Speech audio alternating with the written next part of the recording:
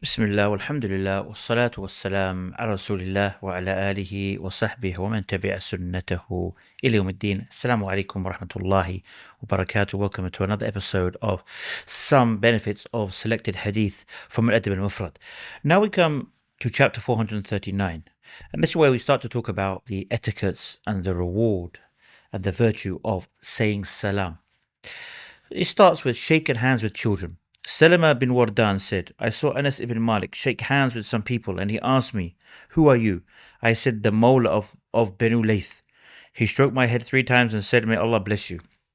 So this narration shows us the kind-heartedness of the companion and encourages shaking the hand of the young as well as stroking the head of the young and supplicating for them. Chapter 440, Shaking Hands. Anas ibn Malik said, When the people of Yemen came, the Prophet ﷺ said, The people of Yemen have come and they have more courteous hearts than you. They are the first who introduced the handshake. This hadith cites the connection between tender-heartedness and handshake and encourages the handshake. In another authentic narration collected by Imam Abu Dawood, At-Tirmidhi and others, the Prophet ﷺ said, No two Muslims meet and shake hands except that they are both forgiven before they depart. Abdullah ibn Yazid said, Al-Bara' bin Azib said, part of the full greeting is to shake your brother's hands. Chapter 441, a woman stroking a child's head. Marzuq al-Thaqafi said, Abdullah bin Zubayr sent me to his mother Asma bint Abu Bakr, and he told her how Hajjaj was treating them. She prayed for me and stroked my head. I was a young boy at that time. Chapter 442, Embracing. Jabir bin Abdullah said, A hadith reached me on the authority of the companion of the Prophet ﷺ, so I purchased a camel and rode it for a month until I reached Syria. Abdullah ibn Unais was there, and I sent word to him, saying, Jabir is at the door. The messenger returned and said, Jabir bin Abdullah? I said, Yes. So Abdullah came out and embraced me.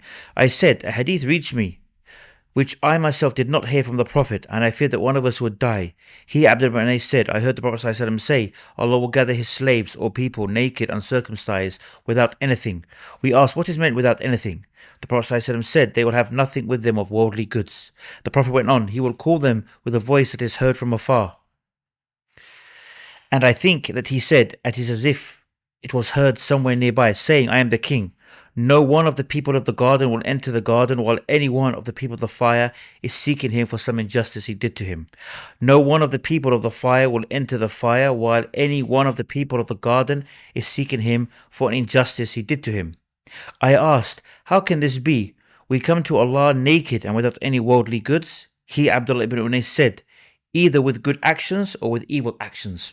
So this shows us that the point of reference in this hadith is the chapter heading, is that Abdullah came out and then embraced Jabir ibn Abdullah radiallahu anhum. Anas ibn Malik reported that when the companions of the Prophet ﷺ met, they would shake each other.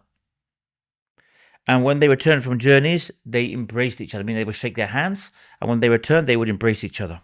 Abdurrahman ibn Razin said, we passed by Ar-Radba, and we were told, there is Salama ibn al-Aqwa. We went to him and greeted him. Then he held out his hands and said, with these 2 hands I offered allegiance to the Prophet of Allah sallallahu alaihi wasallam. He held out his palm, and as massive as the palm of a camel, and we rose and kissed it. So, explaining similar narrations, Imam al-Albani explained, as for kissing the hand, there are many narrations which all point to its establishment from the Prophet ﷺ and the pious predecessors. Thus, it is our opinion that it is permissible to kiss the hand of a scholar if the following conditions are fulfilled.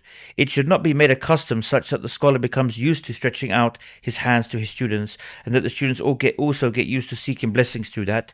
This is because although the Prophet ﷺ's hand was kissed, it was rare, and whatever is like that should not be taken as continuous practice, as is known from the fundamentals of Islamic jurisprudence. Secondly, that it should not lead to the scholar being arrogant towards others, feeling self-important, as with the case with some sheikhs today.